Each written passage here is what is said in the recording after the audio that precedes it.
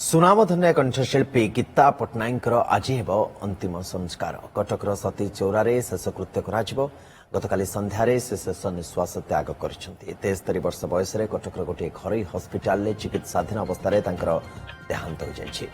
गत 12 तारिख में भुवनेश्वर एक साहित्य कार्यक्रम में जोगदेवार अवसर में असुस्थ हो डाक्तखाना भर्ती होते से ब्रेन स्ट्रोक शिकार होता जनापड़ा। उनको बचाइबा डाक्तर समस्त उद्यम सत्वे से शेष निश्वास त्याग कर 1970 दशक ओडिया संगीत जगत में शुणा मिलता गीता पट्टनायक सुरीला स्वर। 1971 मसीह से आकाशवाणी जड़े स्वीकृति प्राप्त कंठशिल्पी साजिले। अक्षय महांती अनेक गीत कंठदान कर श्रोतांकर प्रिय गायिका साजि जाते। प्राय 15टी ओडिया चलचित्र से कंठदान कर श्रेष्ठ प्रच्छदपट गायिका भाव से राज्य चलचित्र पुरस्कार भी पाई। ओडिशा संगीत नाटक एकाडेमी पुरस्कार, ओडिशा गीति कवि सम्मान भली अनेक सम्मान से सम्मानित। केवल ओडिया भाषा नुहे बर हिंदी, गुजराती, राजस्थानी और मराठी भाषा से गीत गाई। भजन, जनाण, छांद, चंपू आधुनिक गीत पर बेस परिचित थे गीता। देहांत ओडिया संगीत दुनिया को एक अपूरणीय क्षति।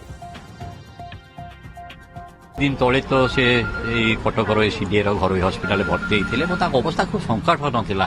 बहु उद्यम सत्वे संज्ञा फेरी नाला। कोमारे रही भेन्टिलेटर सहायता थे। शिवरात्रि संध्या 6:18 मिनिट्रे से शेष निश्वास त्याग कले एवं शेष दिन पर्यंत से प्राय सक्रिय रही सब उत्सव को जाऊे। भुवनेश्वर विभिन्न 4 सप्ताह खंडे पूर्वे जाजाबर गोटे स्क्रीनिंग होता भुवनेश्वर।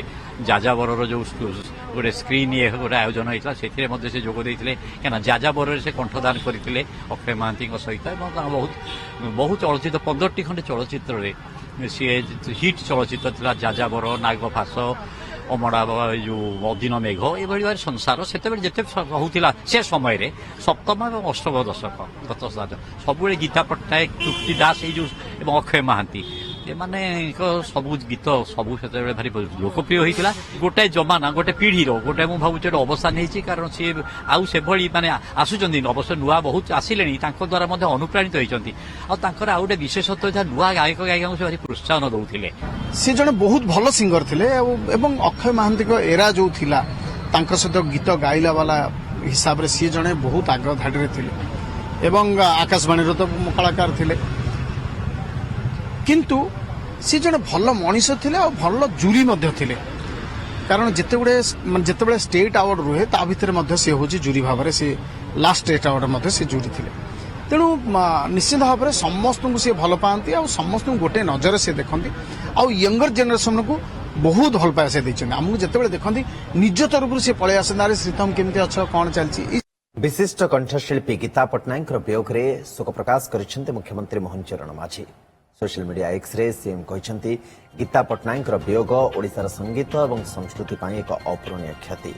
शोक संतप्त परिवार वर्गों को गभीर समवेदना जणाइबा सहित दिवंगत आत्मा सद्गति निमंते महाप्रभु श्री जगन्नाथ निकट में से प्रार्थना करछन्ति। सेभଳି विरोधी दल नेता नवीन पट्टनायक गीता पट्टनायक देहांत में दुख व्यक्त करछन्ति। नवीन कहते गीता पट्टनायक सुमधुर कंठ ओडिया संगीत को घरे घरे पहुंचाई। अनेक लोकप्रिय संगीत सर्वदा स्मरणीय कर रखिब। गीता पट्टनायक वियोग में भारतीय जनता पार्टी राष्ट्रीय उपाध्यक्ष तथा केन्द्रापड़ा सांसद बैजयंत पंडा शोक प्रकाश करछन्ति।